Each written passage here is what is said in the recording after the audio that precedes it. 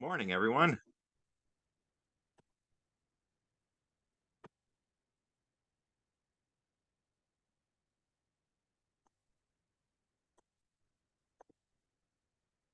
All right. Where's my video? There it is. My headphones aren't working, so let's not use them. All right.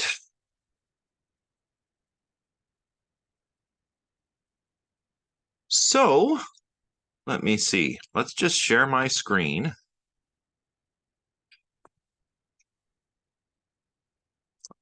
And then we'll get started learning about skepticism. Oops. Slideshow. Okay. So today we're going to be covering the sort of first half of chapter 1, which of course deals with skepticism. Is something up with the sound?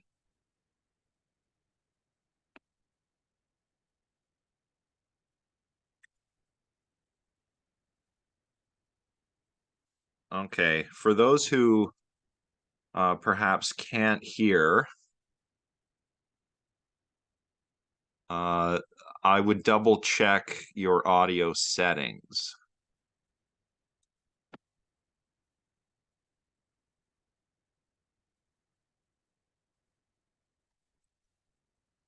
Okay. And if it, you know what? If some people are having trouble hearing the stream, let me just see here.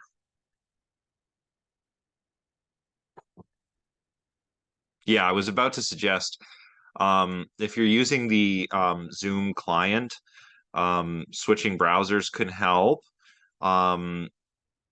Closed captions are auto-generated, but they can also be helpful. Just in case anyone is having trouble hearing me. But I'll try and make sure to speak slowly, just in case if it is glitchy for some of you. Hopefully that will help with the clarity. Yeah, there's a slideshow on Brightspace. If you go into the module for week 2, you'll see the description for the week, and then you'll see learning materials, and below that you will see PowerPoints, and you can get the slideshow in either PDF or Microsoft PowerPoint. And it's up to you which one you use, right? PDFs are great for printing and then adding your notes to. The PowerPoint slides are good if you just want to kind of follow along. Or since I've got them open here, you can just download them after if you want and review them. When I do an online class like this, my PowerPoint slides sort of double as lecture notes. So the material that's there is always stuff that you can count on appearing somewhere else, like a test, right? Okay, so skepticism. As I said, we're covering the first half of the chapter today, and we're starting out really with Descartes, who, as I think Crumley rightly claims, is often treated as a skeptic, but who is not really a skeptic. He's interested in skeptical arguments, but he's not really a skeptic himself. So, firstly, to begin, just what is skepticism? You've probably heard this term before. Well, if I were to ask you, what do you know? Like, what do you really know? Do you know anything at all? A lot of you would probably say, of course I do. I know many things. But a skeptic is the sort of person who would disagree with you about your claim to knowledge or claims to knowledge. A skeptic, depending on what kind of skeptic they are, because there are a few different varieties, as you can see here on slide 2. A skeptic would claim that you know perhaps a lot less than you think you know. You might not even know anything at all. Brooke here has kind of hit upon the central claim of academic skepticism, the sort of thing we get from Socrates, for example, in his defense at his trial, if you've read the Apology. So that's very good. Thanks for that, Brooke. According to Crumley, skepticism is the view that we do not have knowledge or justified beliefs in some area. Yeah, Kalen, I would say that's pretty spot on. The ancient Greek word skepsis, from which our word skepticism comes from, means to investigate or to inquire. But nowadays, we use the term to refer to doubting or questioning beliefs or claims, right? Well, that's a good question. And I'll get to it, but for now I'll say that knowledge is a type of belief. Beliefs, I'll say more about beliefs as well, but beliefs are supposed to represent the world in a certain way, namely the way the world actually is. So you can have true beliefs, but those might not count as knowledge. We need the true belief to also be well justified. That's a sort of I don't want to say popular answer, but that's been kind of the well, I guess it is the principal answer to the question, what is knowledge, throughout the years. I mean, throughout the centuries, really, is that knowledge is a well justified true belief. So I'll say a little bit about that on future slides. By the way, there's some construction going on outside, everyone. So I'm lecturing from my apartment this morning, as you can see here. So if you hear any loud banging, I apologize for that. Who states what reason is? It's not really a who. Reason is rationality.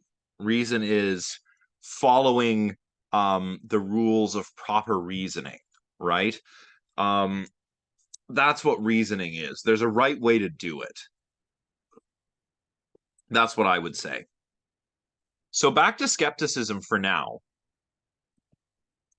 There's a few different varieties, if you like, of skepticism. We have global skepticism. If you're a global skeptic, you do not believe that any of our beliefs are instances of knowledge. So I could make a claim like the moon orbits the Earth. I know the moon orbits the Earth. And a global skeptic would say, well, that's what you believe, but maybe it doesn't count as knowledge for some reason or other, right? As we'll see, it might be because we've failed to yet rule out any possible alternative scenarios. Maybe the moon doesn't really orbit the Earth. Maybe I'm living in the Matrix and there is no moon, right? It's just the world is being represented that way by some kind of malevolent force, right? I know that might sound a bit extreme, but that's the kind of thing a global skeptic might claim, right? That's a really good example. So Omran, I hope I'm getting everyone's names correct, by the way. If I'm not, please tell me. Yeah, that's something that you might call like a bit of perceptual knowledge. You know, in the same way that I know that there's a coffee cup in my hand right now. How could I possibly be wrong about that? Well, perhaps this isn't a real coffee cup. Perhaps I'm dreaming of drinking coffee. Perhaps you are dreaming of having a philosophy lecture. Well, it's not really about proving a negative. It's about failure to rule out one or more of those negatives, right? And that's what I mean by possible alternative scenarios. So, my scenario that I think I know is that I have this coffee cup in front of me. But if I'm dreaming, that's an alternative scenario that the skeptic would say I have not ruled out, right? Well, the coffee example, a global skeptic or a partial skeptic could make that claim, right? Like a partial skeptic would say some of our beliefs might be instances of knowledge, but just not all. So, maybe I know that I'm drinking coffee, or you know that you're receiving a philosophy lecture right now, but there are other things that you don't know. For example, maybe you know that you're enjoying a philosophy lecture. I hope you're enjoying it. But you do not know what, for example, justice is, right? Something like that. How do we know? Oh, how do we know we're not living in a simulation? Good question. That is the skeptic's question. How do we know that we're not? We might not know that we're not living in a simulation, right?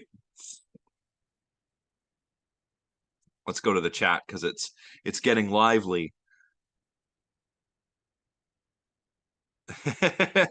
So, well, I don't think even the most serious philosopher would ponder whether um, their senses are deceiving them in the midst of a robbery, right? However, imagine if you had a dream that you were being robbed, like, at gunpoint or knife point or something.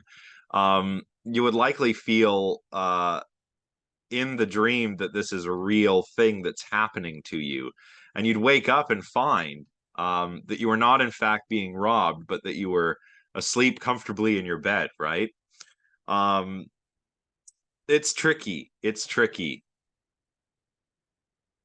Yeah, I think for a global skeptic, you'd need to examine every alternative scenario. It's interesting that flat earthers get a mention because they're skeptics, but they're kind of like skeptics in the wrong way. Um, well, how do we distinguish what's true and what's false, what's real and what's not real? That's what the skeptic is concerned with, and that's what we'll be concerned with today. The belief would need to be incorrigible. Yeah, well, incorrigibility is interesting, but the criterion that Descartes is going to argue for, um, in order for a belief to count as an instance of knowledge, is infallibility, and we'll talk about that in a moment. Yeah, maybe we can meet the flat earthers halfway and say it's cube shaped, right? A couple things from the little box. Well, some philosophers would say that we can justify that we know how to count or recite the alphabet, um, because we can use these things competently, right? We can use numbers, letters, and words competently. So knowing a language isn't a matter of like doing really well on a language test, right? It's a matter of um, fluently commanding the language, right? But as we'll see, Descartes is going to introduce us to a scenario where perhaps we could be mistaken about whether we actually have command of mathematics, whether we know that 2 plus 2 equals 4, for example. Uh, not generally, but the idea that we're living in some kind of simulation, or that we're a brain in a vat, which I think was also mentioned earlier in the chat. Um, these are interesting for the skeptic, and for people interested in skeptical arguments, because I mean, it's not so much that we may possibly actually be living in a simulation, right? The skeptics are not saying we live in the matrix, everybody. That's not really what they're saying. What they're saying is that we can't know that we don't. And that's a concern if we want to have knowledge. This is where flat earthers go wrong, right? And other conspiracy theorists, for example. An actual skeptic, what they're interested in is knowledge, not doubting one particular claim, for example, the claim that the Earth is a sphere, in order to advance a different, arguably false claim namely that the Earth is flat, right? So flat earthers, conspiracy theorists, and those sorts of people, the way I describe them is that they get skepticism wrong. They sort of miss the spirit of skepticism, right? Yeah. Yeah, Brooke has nailed it right there. Sense knowledge could be false. That's what the dream argument is about. And rational truths, rational beliefs, things that we think could not be false may turn out to be false. And that's what the demon argument is meant to show. And what Descartes is trying to do is answer these arguments so that he can have secure knowledge.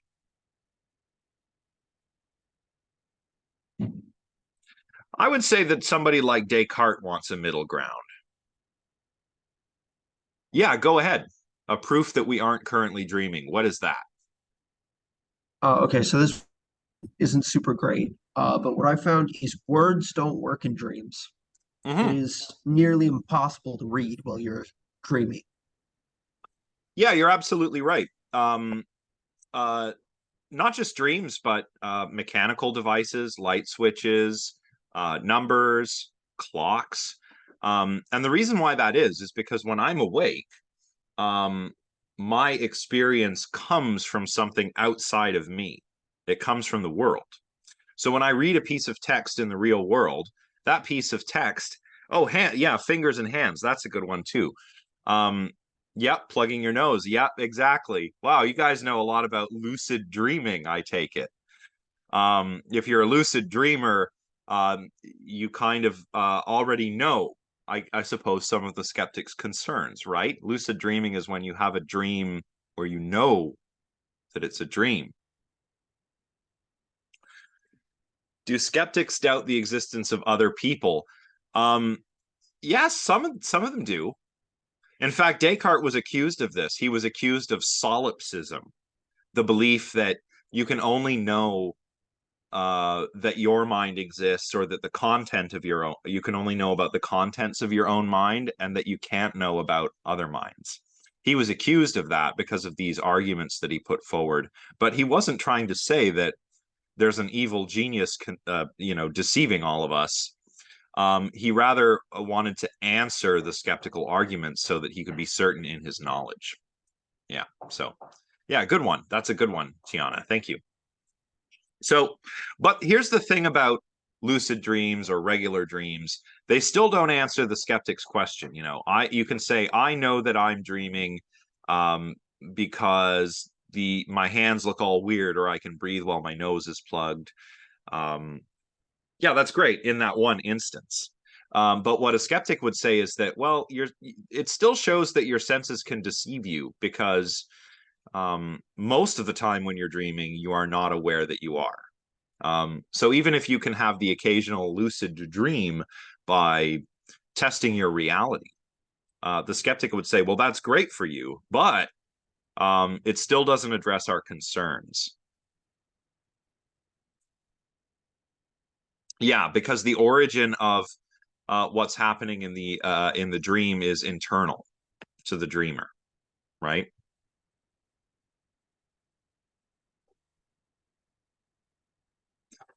I don't know. I mean, this is an interesting question. I'll try to circle back to this one from Daniel. Um, yes, Jose, exactly. It's a circular argument. That's why that doesn't work. Um, yeah, illusions too. Well, illusions are also a nice way to show why the senses can be untrustworthy. But we are actually getting ahead of ourselves a little bit here. Um, uh, a lot of skeptics would agree, yes, we can't trust the senses. This is actually not exactly where Descartes goes with this. But in any case, let's continue. We'll see where he ends up. So yeah, we could be a global or a partial skeptic. I'll draw your attention to something that's said in one of the little text boxes in the book about academic skepticism. This is kind of like, Socrates. I know that I know not, right?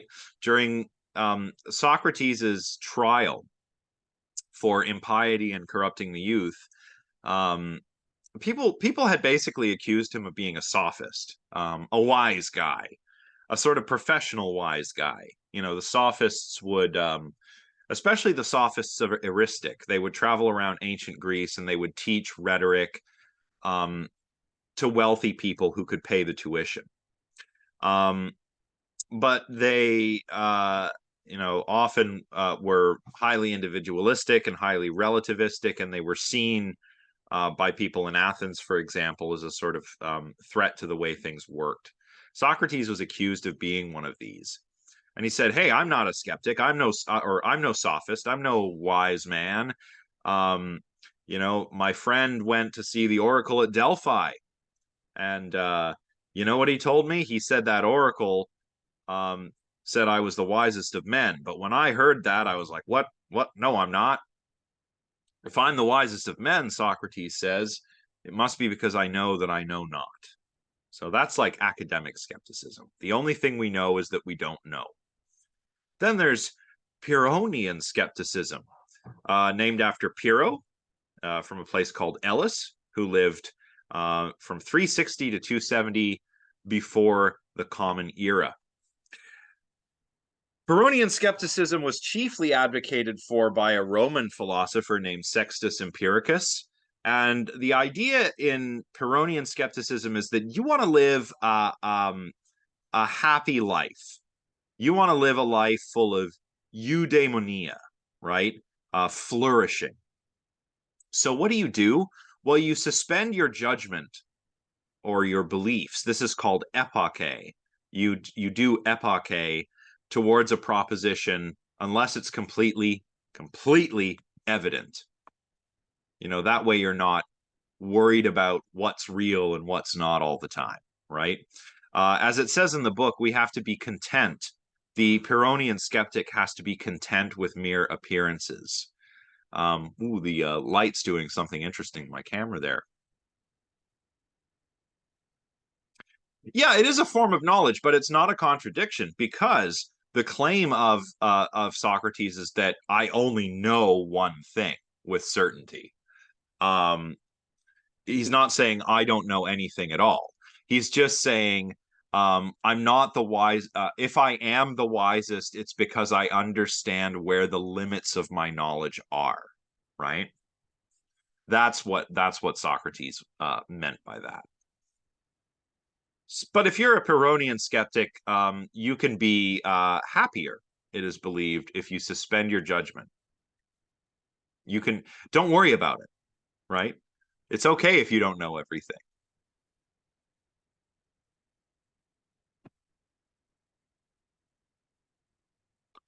Well, they suspend their beliefs about things that are not completely evident. So I don't think a Pyrrhonian skeptic would be worried about living in a simulation or something, right? Um, they would suspend their judgment about that. But they'd probably be confident in claiming that there's a beverage in front of them when there's an appearance of a beverage in front of them.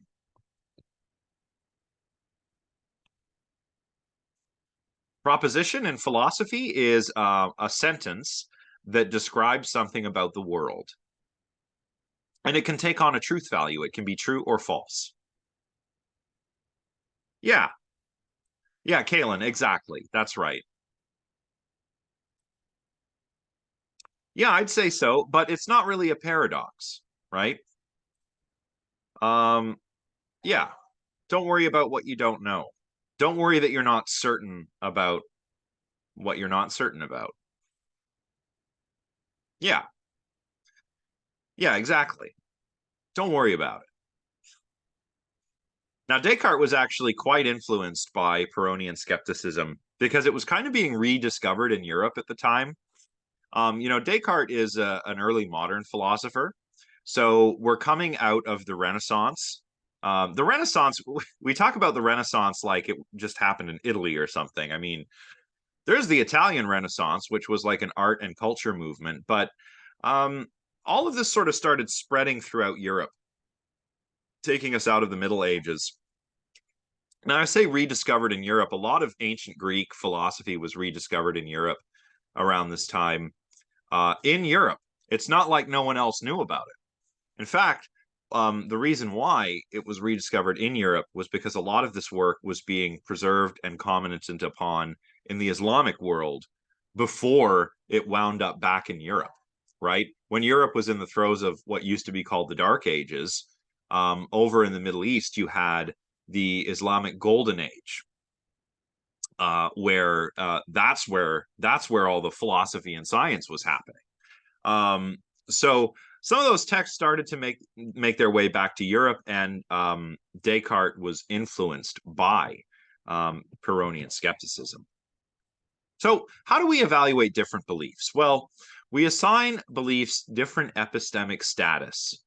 What does that mean? Well, the word epistemic comes from the word episteme. That means like knowledge, certainty, understanding. It's an ancient Greek word. Now, we have all kinds of beliefs. Some of them count as instances of knowledge, others don't, right? You can have a true belief that might not count as knowledge, right? If you, for example, walk into a room and there's a clock on the wall that tells you that I don't know, that it's 10:30. Maybe it actually is 10:30. But what you don't know is that clock is broken. And you've just happened to walk into that room at exactly the right time. As they say, a broken clock is right twice a day. You just happen to walk into that room at 10:30 and the clock just happens to be broken and reading that it's 10:30. You would be right in your belief that the time is 10:30. But some would say that you're not well justified in that belief because your evidence is not good. It's a broken clock. So you could say you have a true belief, but not knowledge. And of course, you can have false beliefs, right? We believe things that are not true, right? All of us hold false beliefs. Some of us more than others. Not to pick on the flat earthers, but flat earthers certainly have a great number of false beliefs, I would say, about the nature of the cosmos.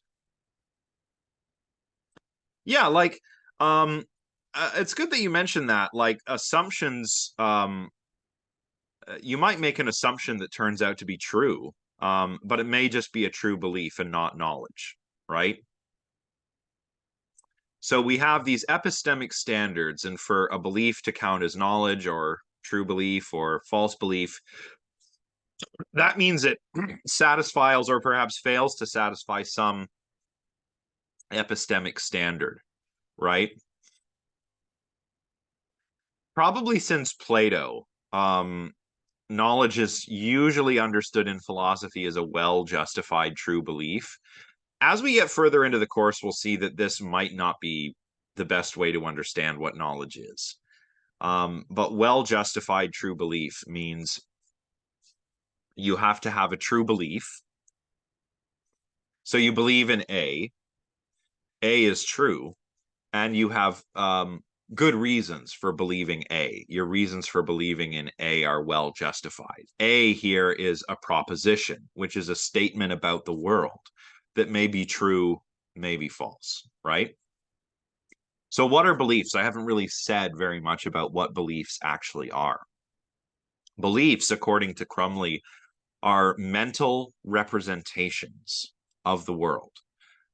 They're the way that we represent the way the world is, aspects of the world, features of the world, and so forth mentally, right?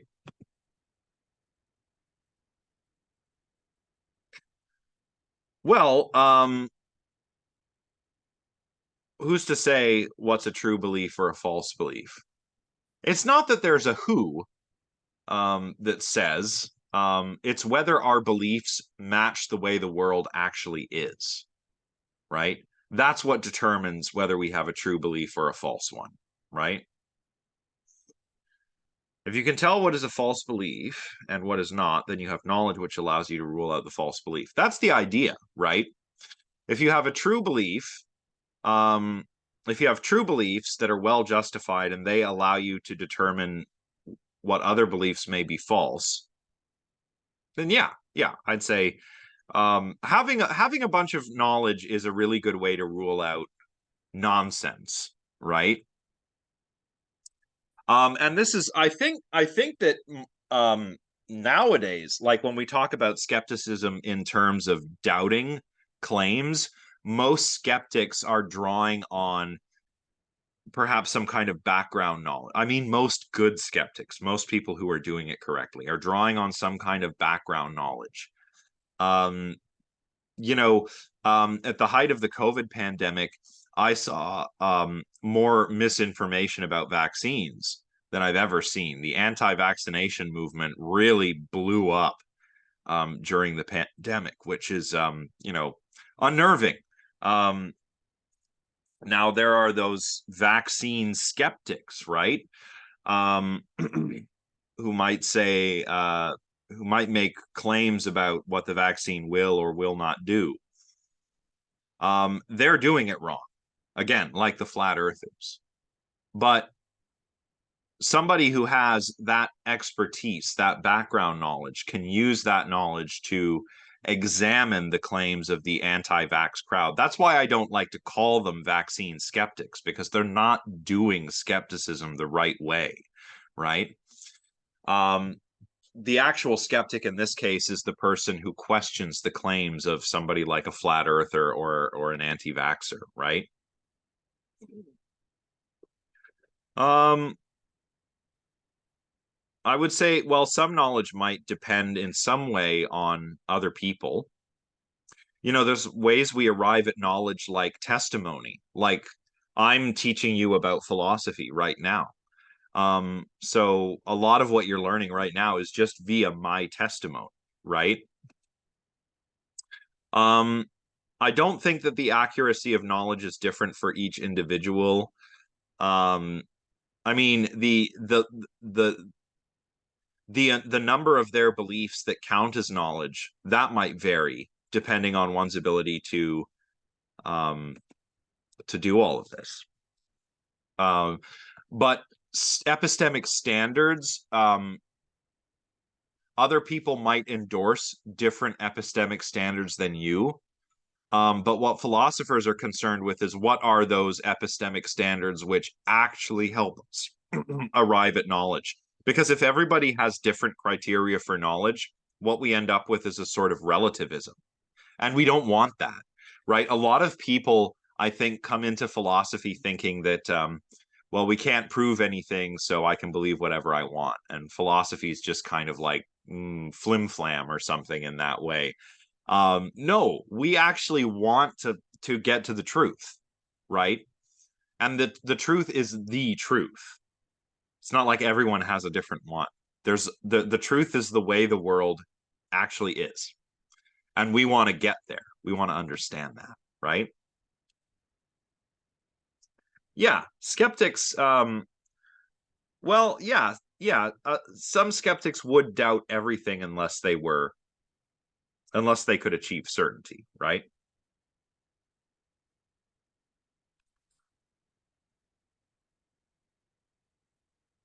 Well, that's a good question. I mean, a theory is actually, in science, pretty strong. A theory is an explanatory framework that uses laws to explain how the world works.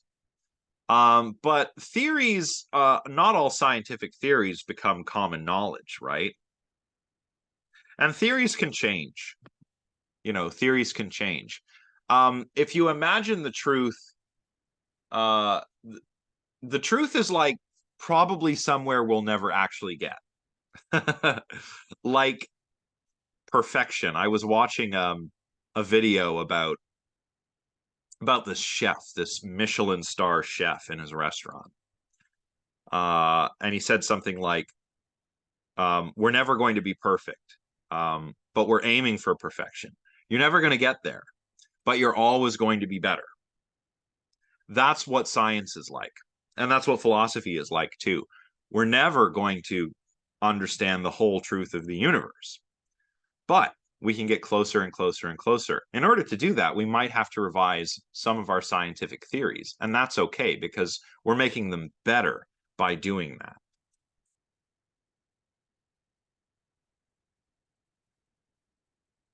Yeah, the menu. That's a good one. I like that cheeseburger that he made at the end. That's perfect food for me.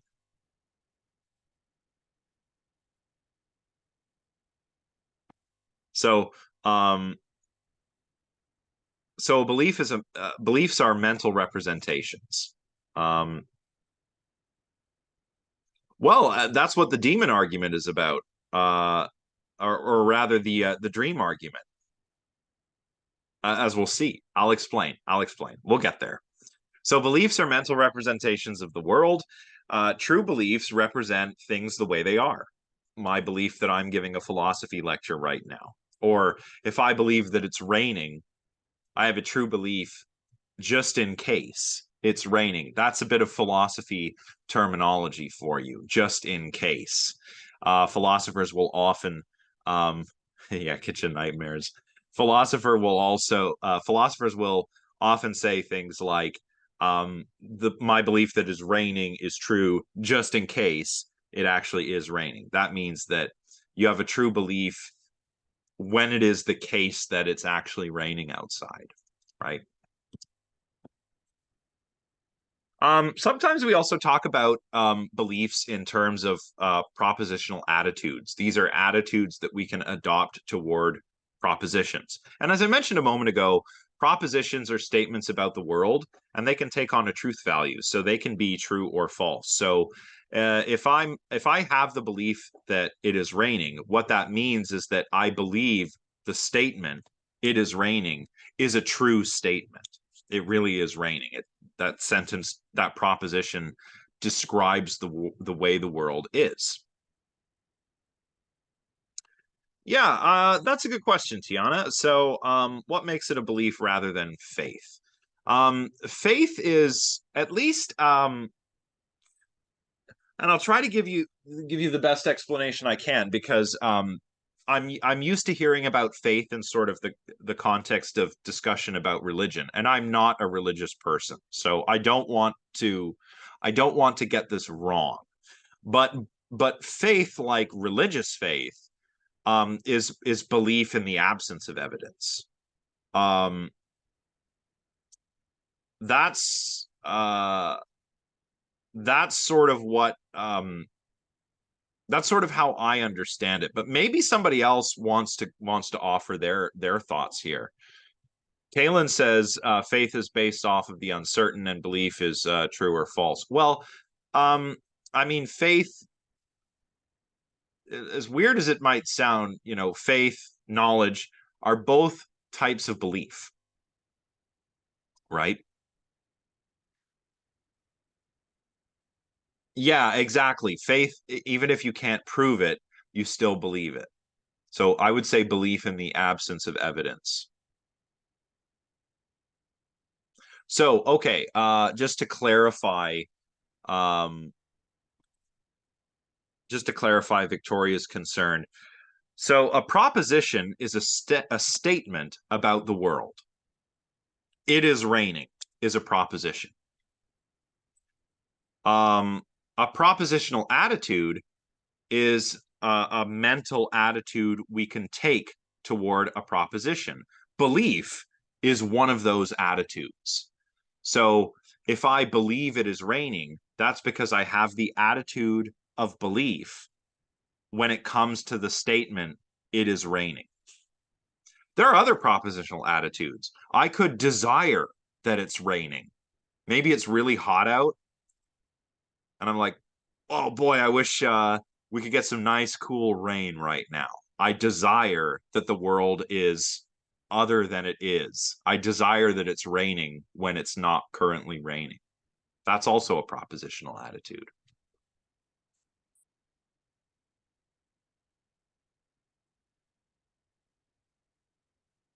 Well, sure, we have an idea or a concept of what knowledge is, but I don't think it's as simple as we just made it up, right? It's important for us to understand how the world is, in order to not die. I mean, quite literally, right? You need to know how the world works, or you might not be able to live in it. So Um, I think um, a lot of what knowledge really is grounded in that. You know, we're not just brains in vats. We're living beings in a world, and we want to keep on living. So we have to know how everything works. I have to know that it's dangerous to cross the street in heavy traffic, right? That's how we come to know things like that. Um, but as the conversation is in the chat is has indicated, I think so far today, identifying good epistemic standards, you know, standards by which we can judge whether beliefs are true and well justified or not, are difficult uh, to identify. Whatever. What I call the skeptic's question is this: how do you know that your epistemic standards guarantee that your beliefs represent the world as it really is? That's the skeptic's question. So a real skeptic is not questioning whether the earth is round or we live in a simulation or whether vaccines work. No, an actual skeptic, it wants to know what it is about your epistemic standards that guarantee that you have knowledge. So epistemic practices are the central concern of the skeptic. And that's what gets us to Rene Descartes.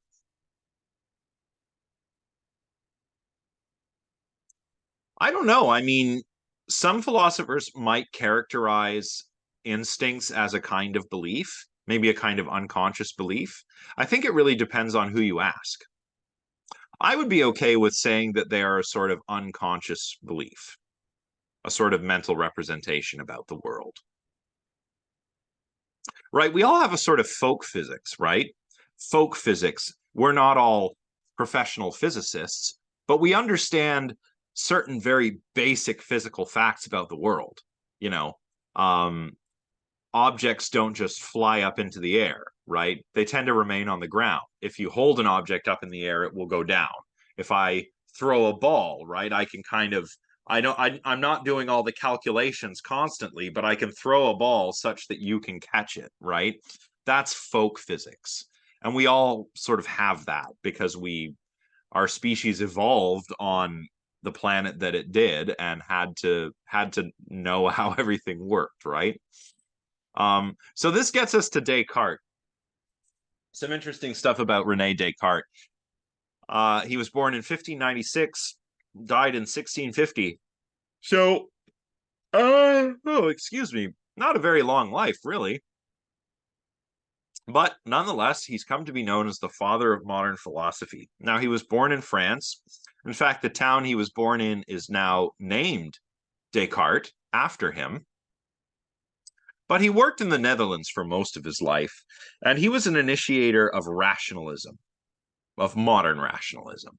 Rationalism is the idea that knowledge comes from the intellect. It's sort of the opposite of empiricism, which is the idea that knowledge comes from sense experience. We'll talk more about this difference next time. He was educated at a Jesuit college. So that's kind of like a philosopher priest.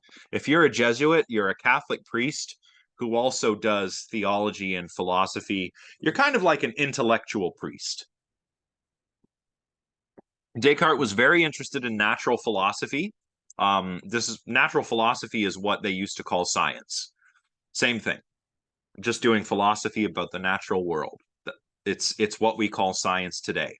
And he was also very interested in mathematics. In fact, you probably know about the Cartesian plane if you've taken a high school math course, which I'm sure all of you recently have, and you've done graphing, right?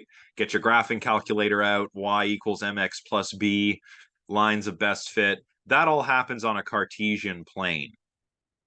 And as our textbook author tells us, he also explains how rainbows work.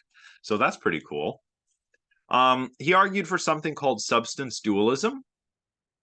We'll learn more about this later when we talk about the nature of the mind. So don't worry too much about it for right now.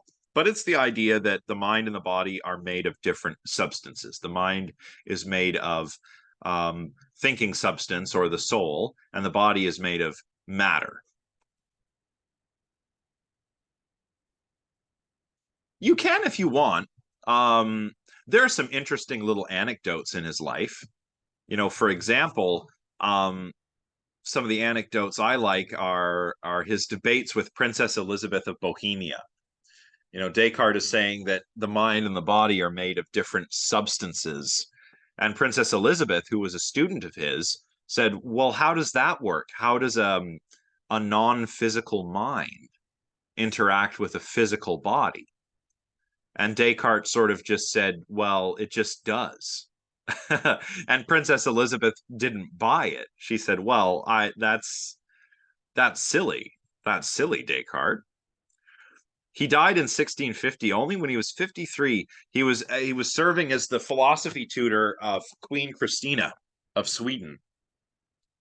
Queen Christina insisted on having these lectures early in the morning in this cold castle. So Descartes, I can imagine him getting up before the sun rises and trudging up a cold stairway, going to lecture the princess on philosophy. Sounds like a pain in the butt. Now, of course, this probably wasn't very good for Descartes' health. I think what eventually happened was that he contracted pneumonia or something while doing this, and that's how he died. So, unfortunate. Now, Descartes is not himself a skeptic, but he's interested in skeptical arguments. Why? He wants to know what he can know with certainty. Can he know anything with certainty? So he has to deal with the best arguments that a skeptic could offer. In his book, The Meditations on First Philosophy, he discounts weak skeptical arguments and tries to build up very strong skeptical arguments. So one skeptical argument is that we shouldn't trust our senses because they sometimes deceive us. Sure, they do. But that's not why we shouldn't trust the senses. Rather, we shouldn't trust the senses because they don't represent the world the way it really is. And this is coming out of natural philosophy, right? Now we know a lot more about the natural world than we did in Descartes' time. This table that I have here feels solid. But if you were to ask a physicist to tell you about the subatomic nature of that table, they would tell you that the atoms that this table is composed of are mostly empty space, right? Atoms have a nucleus and then electrons orbiting the nucleus. These electrons are all negatively charged, so they repel one another. That's why atoms don't get all mixed up and jumbled up into a big old mess of protons, neutrons, and electrons. The electrons are negatively charged. Negative charges repel one another. So you have these atoms that are mostly empty space, creating a solid object. It's pretty funky, pretty counterintuitive, right? Or with the rainbow example, that rainbow you see in the sky, Descartes would say, is actually light being refracted through a whole bunch of tiny little water droplets. So the world, our senses don't deliver the world to us the way it actually is. And that's what science was starting to learn at this time. So Descartes thought we need a path to knowledge that gets us away from the senses, because the senses don't really tell us how the world works, how it is. So he comes up with the strongest skeptical arguments he can think of, the dream argument and the demon argument. What does the dream argument do for Descartes? It does a couple of things. It delivers the skeptical argument about the senses that he wants, but it also allows him to show how the senses, they don't occasionally deceive, or well, they do occasionally deceive us, but that's not the point. The point is that they don't really tell us the way the world is. Now, coming back to epistemic criteria, one of the criteria for Descartes is infallibility.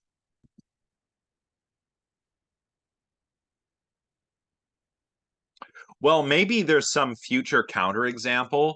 Um, where we figure out the key to eternal life, maybe with some kind of technology, right?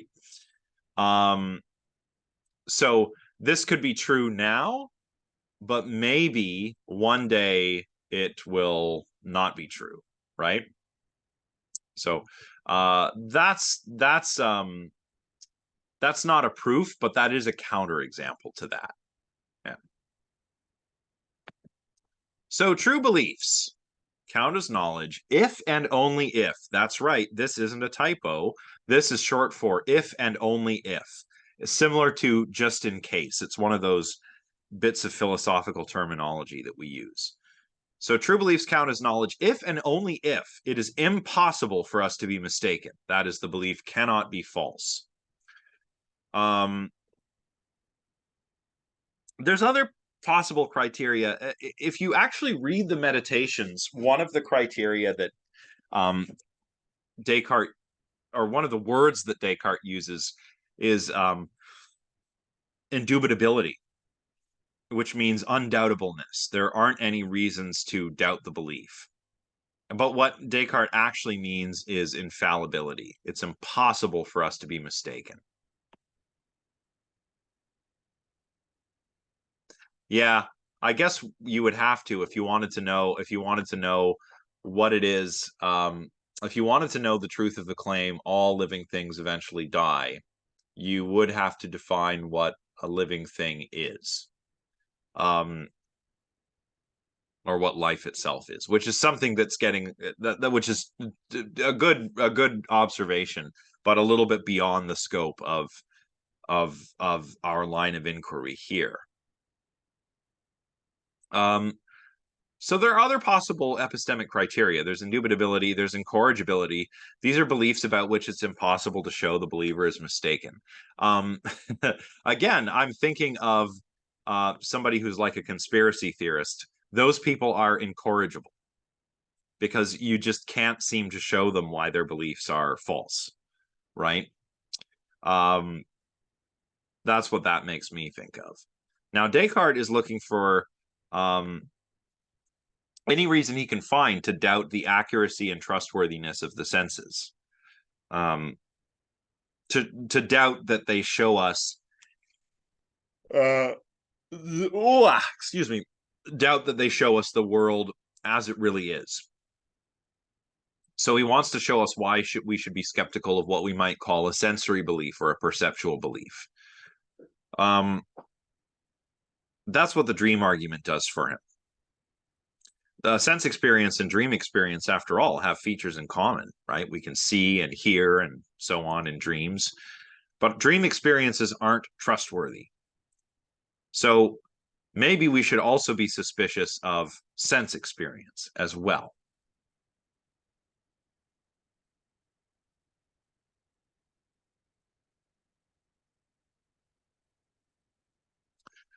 I'll have to leave discussion of life for maybe the Discord server. It's not that it's not interesting. It's just I'm worried about running out of time.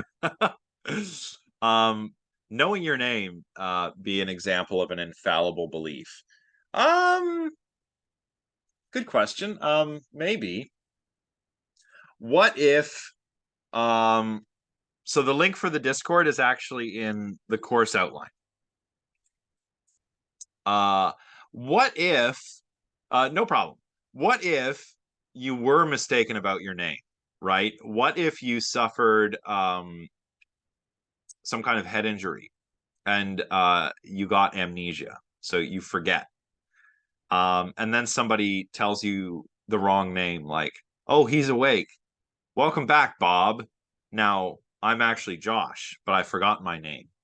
But now I'm told my name is Bob. So I believe my name is Bob.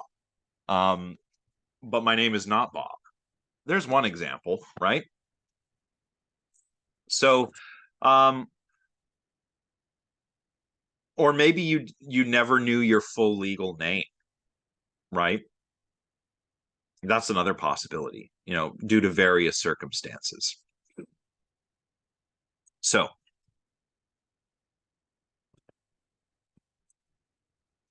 So Margaret Wilson is a philosopher who's written a book on Descartes. Ooh. Yeah, no problem. She's written a book on Descartes, which summarizes the dream argument. It goes like this. The first premise, I believe in the past I have dreamed that I was perceiving various physical objects at close range, when it was false that I was really perceiving any such objects, when my experience was thoroughly delusory. If I see, this is the second premise, no certain marks to distinguish waking experience of physical objects from dream experience when I believe I was deceived, I have reason to believe my waking experience too may be deceptive. So, you don't, when you're dreaming, usually you don't um, see any of these certain marks to tell you that you're actually perceiving dream objects and not objects in the real world. So now you have reason to doubt your waking experience too. Your waking experience could be deceptive, just like your dream experiences are. Premise 3, I see no such certain marks to distinguish waking experience from dreams. Premise 4, therefore, I have reason to suppose that waking experience too may be deceptive. This is kind of like, it's a premise, but it's also the first conclusion. And finally, if I have reason to suppose my waking experience may be deceptive, thoroughly delusory, I have reason to doubt the existence of physical objects. For at present, we are supposing this experience to be the best foundation of our belief in physical objects. So, is there really a coffee cup in front of me? Well, it seems that way. Um, but I've been mistaken about physical objects and their existence in dreams. And I don't see any marks when I'm dreaming that allow me to distinguish dreaming from waking experience. So maybe my waking experience can be deceptive, like dreams can be deceptive. So that means I do actually have a reason to doubt the existence of physical objects, things like coffee cups and so forth.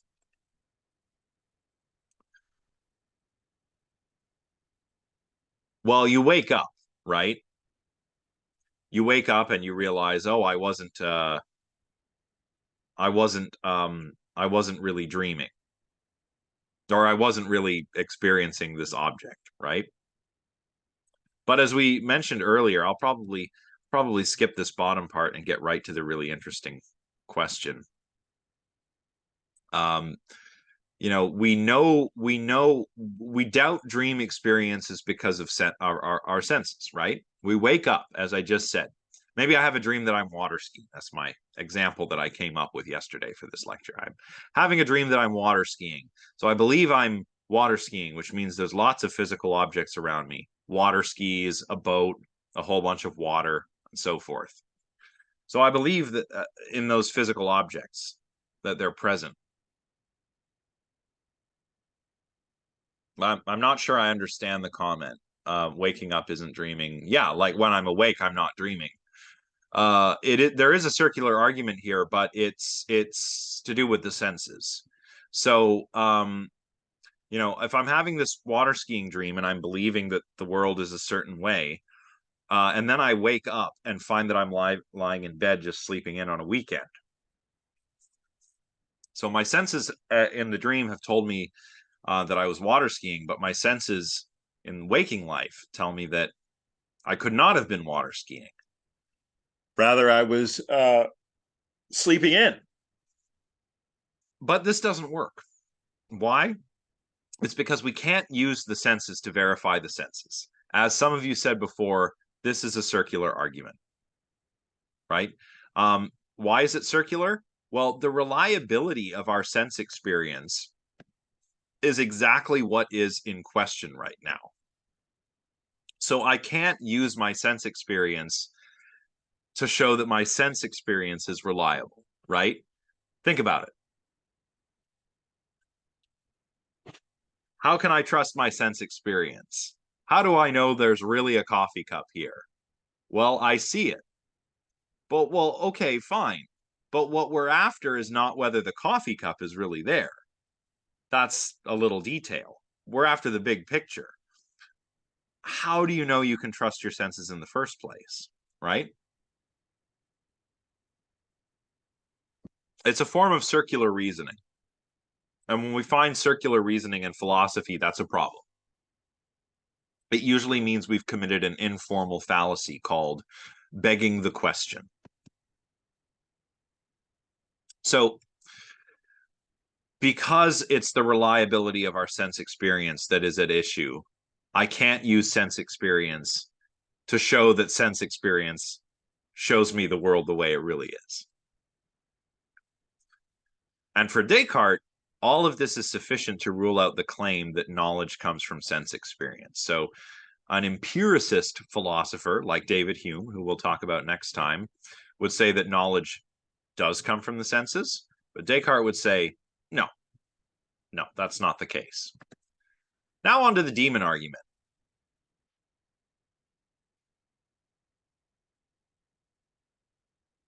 You would, you could, um, some dreams are less vivid than others. But if you've ever had a really vivid dream, like, yeah, you do feel these things.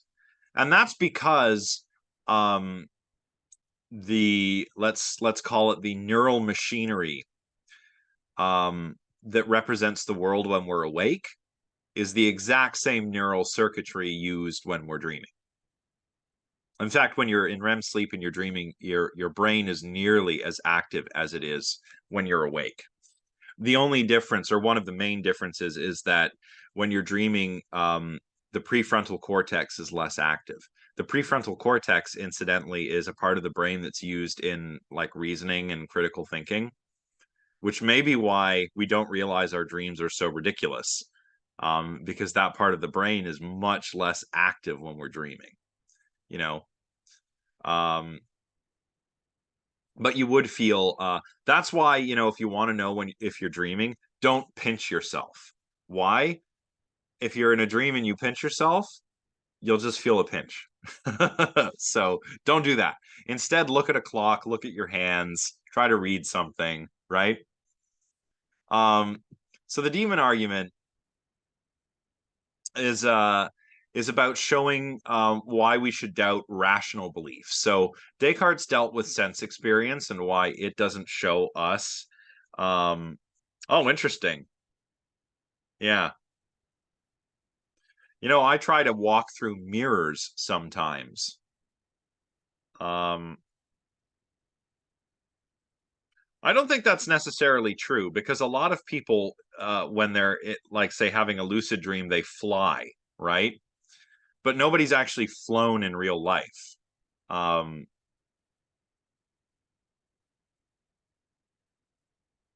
yeah. So, okay. So sensory experience doesn't show us the world the way it actually is. Yeah, it's like going through a portal, but for some reason I get stuck. I don't know why. It's like I get stuck in the middle of a mirror. Um, so yeah, okay, we can't trust our sense experiences to show us the way the world really is. But what about rational beliefs? These are beliefs that you would think would be infallible, impossible to be wrong, like 2 + 2 = 4, right? I mean, come on, it's right there. 2 + 2 = 4. Or all bachelors are unmarried. That's another one. You ever meet a married bachelor? No, because that's just definitionally what it is to be a bachelor, is to be an unmarried man, right? All triangles have three sides and internal angles that sum to 180 degrees, right? I mean, triangle, it's in the name. Try, three, angle, angle. You're never going to find a triangle with four sides, right? That would just be a square. All of these beliefs are maybe what we could call a priori beliefs. That's Latin for basically before. If you have an a priori belief, like all bachelors are unmarried or all triangles have three sides, you can know that independently of sense experience, right? You don't have to go out and look at every single triangle that there is in the universe to verify that all those triangles really do have three sides. You just know definitionally that all triangles have three sides. You don't have to go look at any actual triangles, right? You don't need to go and find every bachelor on the planet Earth and check if they're unmarried. If they've gotten married, well, they're no longer a bachelor now, are they? Right? Thomas Hobbes actually talks about this in his book, The Leviathan. If you were blind, you would use a different sense to determine that triangles have three internal angles and three sides. Probably touch, right? You would just feel it. You would feel it instead of seeing it. So those are a priori beliefs. Other kinds of beliefs, like the beliefs we get from sense experience, those are a posteriori beliefs. So that's Latin for like after. So if you want to know what colors all of the apples are, you have to go and check. You might come to form a belief, and it would be a true belief that a lot of apples are red, some are green, some are kind of pink, right?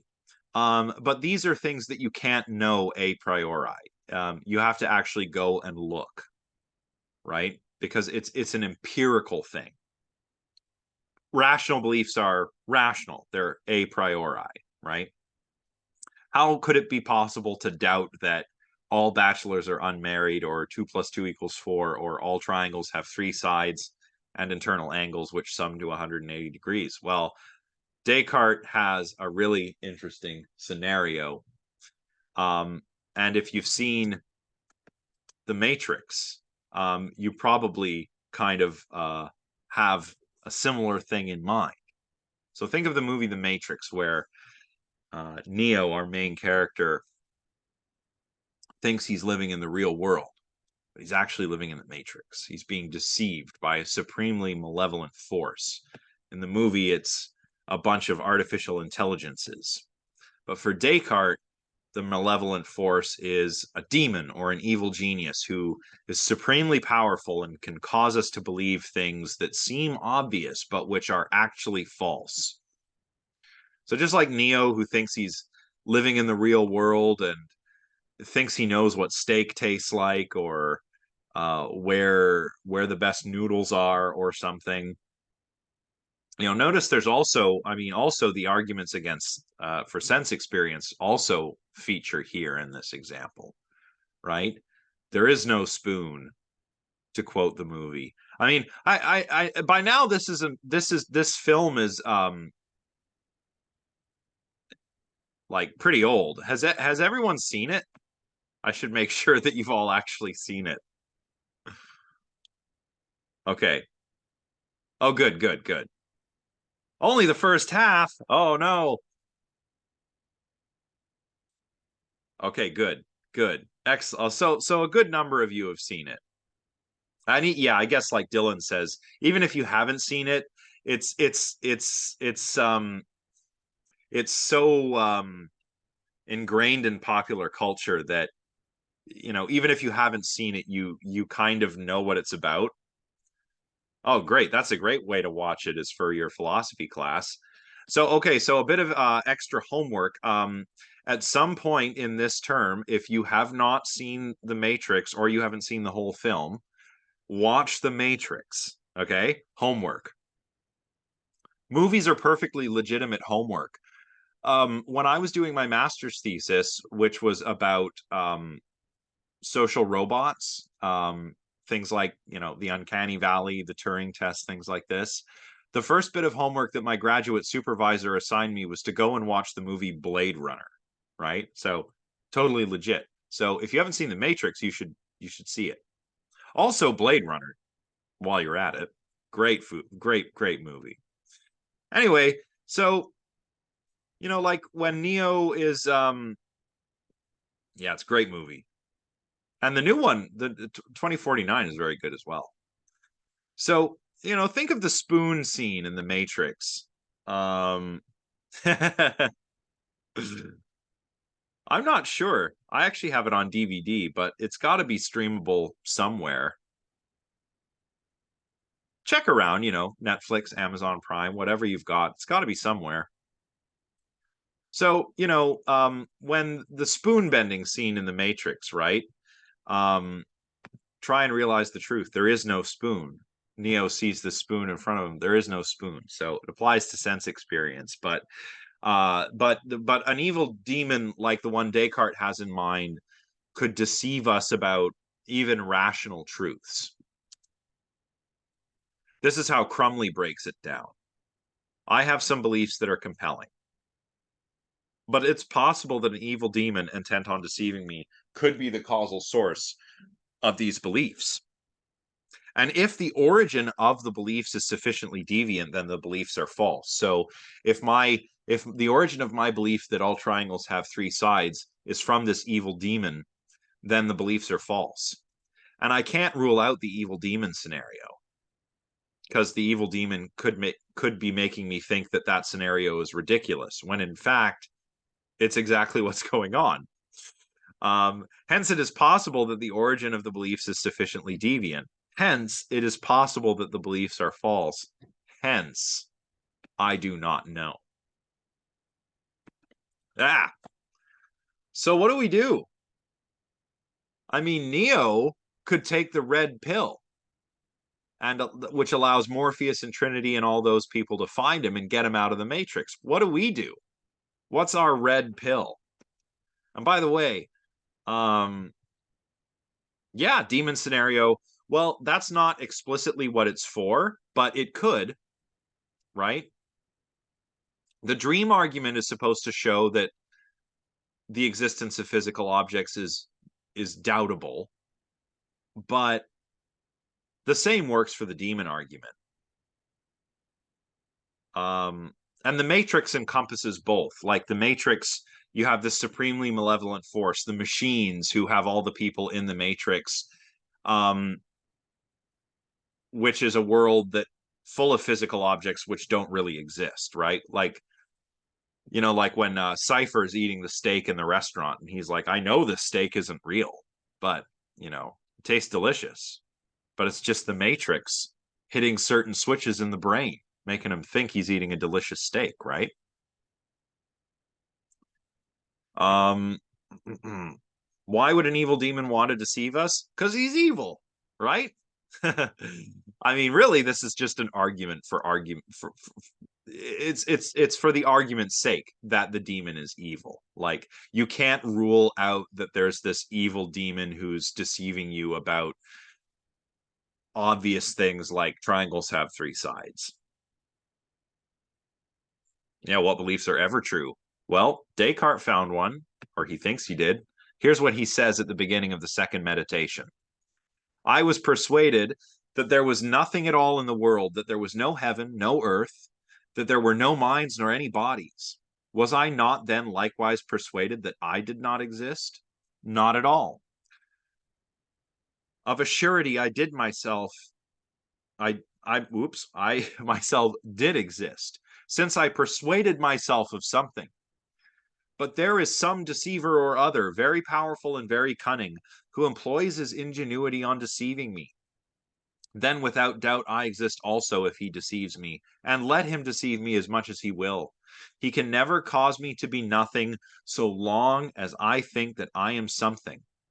We must come to this definite conclusion. I exist, is necessarily true each time that I pronounce it or mentally conceive it. That's the red pill for Descartes. Yeah. Yeah, I'm just plain evil. Yeah, it's kind of lazy writing, Descartes. Um, so this gets us to the most famous line in all philosophy. Cogito ergo sum, which is I think therefore I am, or I am I exist. These are all known as the cogito.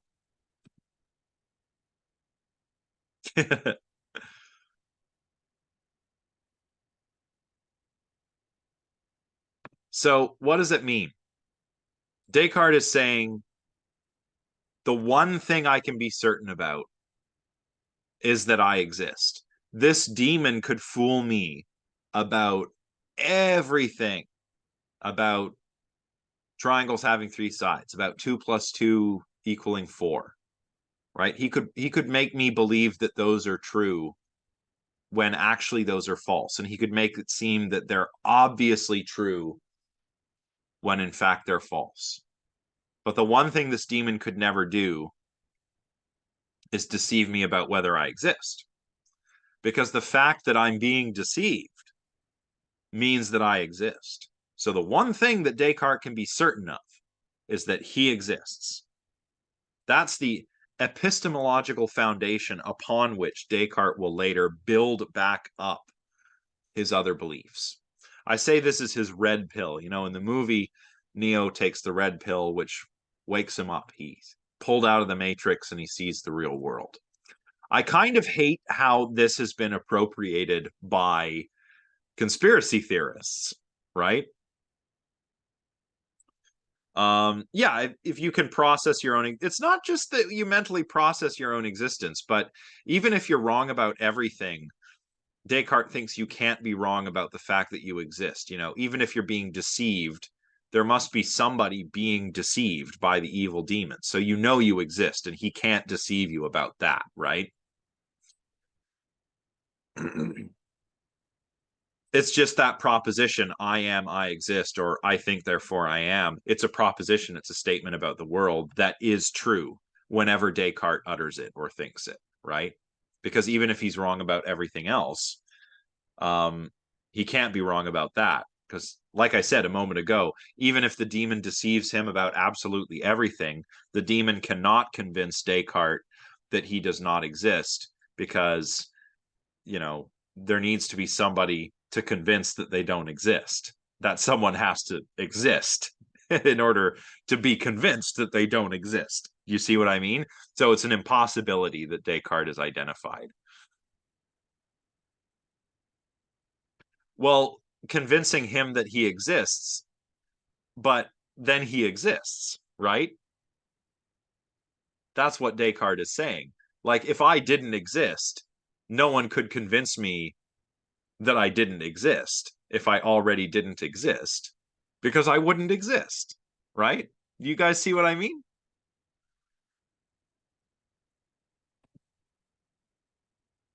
Yeah.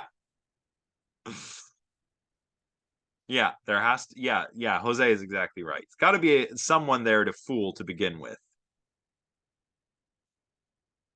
Well, you could convince an AI I mean AIs exist. I don't know if you could convince an AI that it's like conscious like we are. I don't think we're there yet. But yeah, everybody's got it here. So, that's the red pill, which has been appropriated, as I was about to say. This whole red pill thing has been appropriated by, you know, people like conspiracy theorists. You know, take the red pill, man, means wake up. You know, believe in our conspiracy theory. That, yeah, no. I don't like how that's been appropriated, because the Matrix is very much like it's a lot like Plato's allegory of the cave. Which, if you're curious about, you should go and read. It's quite short. But the Matrix and the allegory of the cave both describe the philosopher's journey to knowledge. Um, which is why it bothers me when conspiracy theorists appropriate the sort of red pill, blue pill language. Yeah, like wake up, sheeple, exactly. They want the sheeple to take the red pill. Um, yeah, Descartes did use this sort of reasoning to prove that God exists, or he attempted to, rather.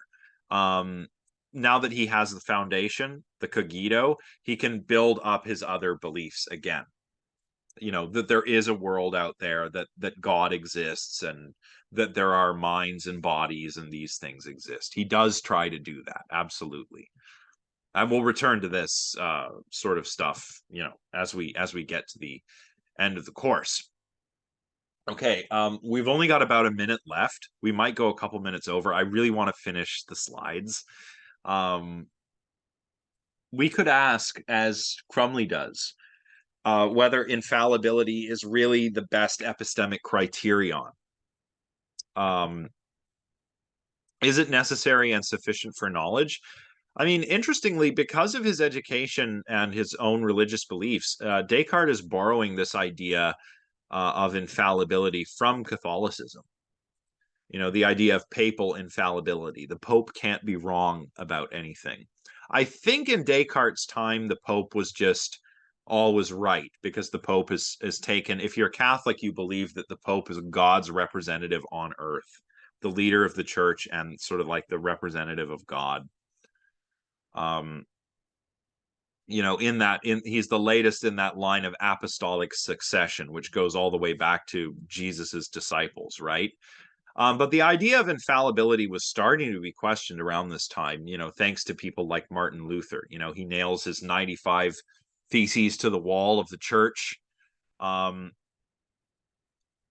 He had problems with infallibility, and with other things the Catholic Church was doing.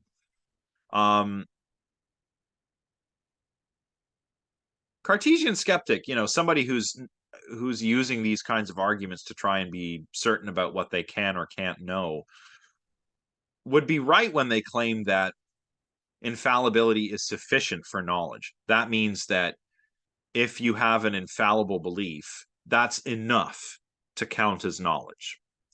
But whether it's necessary is a different question. In any case, Crumley doesn't think that a Cartesian skeptic has succeeded in demonstrating that infallibility is necessary. That means that for something to count as knowledge, the belief has to be infallible.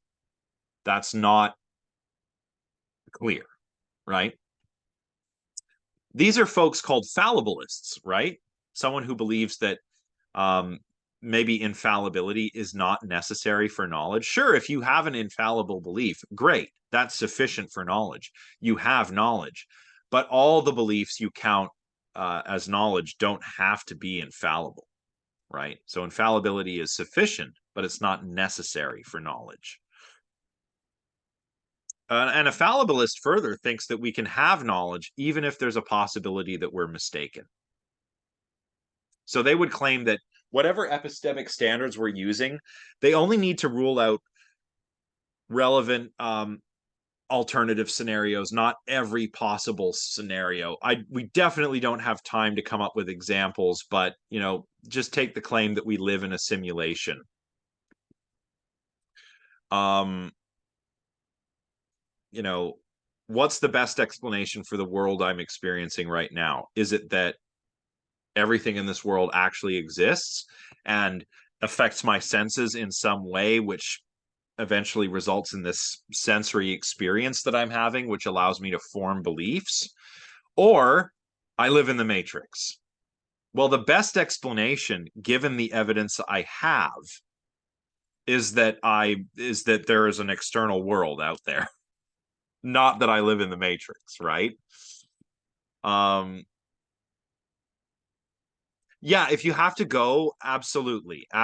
You can just catch the end on YouTube later. I'll just end by reading this. Richard Feldman outlines this fallibilist position, where we can have true beliefs on the basis of good reasons using reasonable methods. He says, our experiences provide us with very good evidence, but not absolutely conclusive evidence for propositions that we really do see a book, for example, and thus are not dreaming. This evidence is good enough to justify our ordinary beliefs and thus to satisfy the justification conditions, a standard or requirement, for knowledge. All the arguments for skepticism rely on the mistaken assumption that justification and thus knowledge require conclusive evidence. So maybe our justification doesn't have to be infallible. It just has to be good enough. So thanks, everybody. I'll recap these two slides next time, and then we'll dive into the second half of the chapter when we'll talk about David Hume. Yes, I hope so. I think probably some of those non-Western philosophers will come up. And I certainly will mention them when I can. Even if they're not in the textbook, I'll mention them when I can. Great. So thanks, everyone. This was a fun lecture. Yeah, thanks. Everyone have a good rest of your day. And if you had to leave early and you missed the last couple minutes, no worries. We'll do a little recap before we get started next time. And next time is going to be all about David Hume, induction, abduction, and something called the uniformity principle. Emma, go ahead. I was just wondering if there's a chance, is there any way that we could upload the PowerPoints a little bit before the lectures? It's just that I found that I got behind a little bit with writing notes and then also the lecture. Yeah, usually I try to have them up the day before. So I had these ones up yesterday evening. The ones for Wednesday's class, I'm going to try to have up like by tonight so that you have all of Tuesday if you want to look over the slides. I can't guarantee that I can always get them done that early, but I will do my best. Okay, thank you. No problem. Do, do, do, do. That's a good question, Theo. We'll talk about that when we talk about minds. Yeah, something called the Turing test. Go ahead.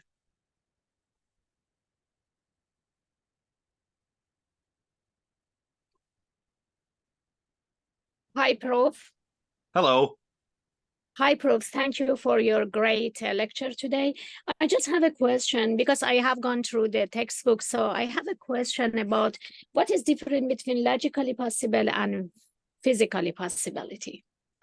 So logical possibility is about what could be the case in terms of reasoning, right? Right. Physical possibility is about what could happen in the world, right? Like there are certain things that are physically possible in this world, but maybe there are things that are logically possible in a different world, right? Right. Yeah, I got it. Yeah, Thank you. yeah, no problem. All right. Well, I'm going to get prepping for Wednesday. So for those that are still here, thank you very much for tuning in today, and I'll see you all next time. All right. Oop. Why am I don't share my screen? Okay. All right. Bye for now, everyone.